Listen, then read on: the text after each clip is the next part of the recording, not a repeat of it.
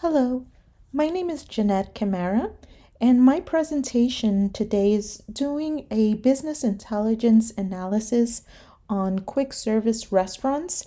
So I've titled this, Where Do the Foodies Go? So, my discussion today is going to be on quick service restaurants, looking at the biggest movers as well as those that are not moving so well to consider owning a food chain franchise.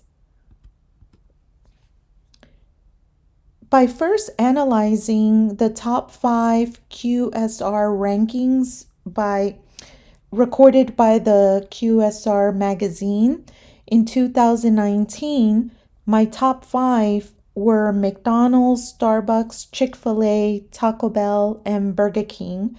McDonald's earning about 40 million in sales and growing, as well as Starbucks second place being 22 million and growing.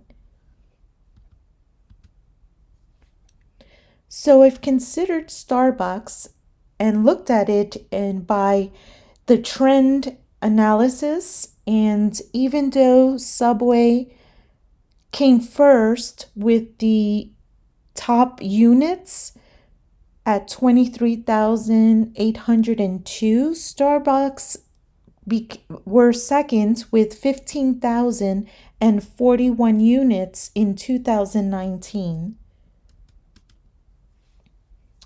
And looking at how the units have increased from 2018, along with Domino's, Starbucks has come to increase 216 units, making that an 85.38% increase.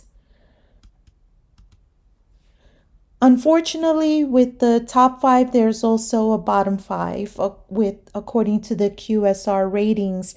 And sadly, the 5 lowest are Shake Shack and Marco's Pizza, Baskin Robbins, which is sad, and Tropical Smoothie Cafe and Auntie Anne's. By doing a BI analysis, it shows that the lowest is Shake Shack, and the total units have declined since 2019. So as the question goes, what can you do today that you couldn't do a year ago in owning a franchise? From looking at the fastest food chain movers, I have considered a recommendation, and that would be Starbucks in South Carolina, primarily a new location, because data shows there is one Starbucks per 38,397 South Carolinian residents. So Starbucks has not been aggressive enough in that particular state, and Starbucks could make more of a presence in that state. So looking at the natural disasters so that it becomes promising for having a Starbucks chain in South Carolina, because it is noted to be the lowest area for natural disasters.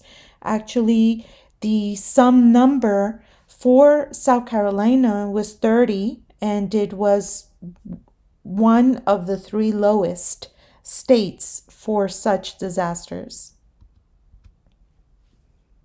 And since COVID-19, many states have been affected by cases, but looking at North Dakota, South Dakota, Utah, and Arizona, these were particularly high when it comes to considering sanitation, considering the safety in these areas, if it is worthy to bring in a chain. But as you can see on the map, South Carolina seems to be clear of being considered one of the highest cases.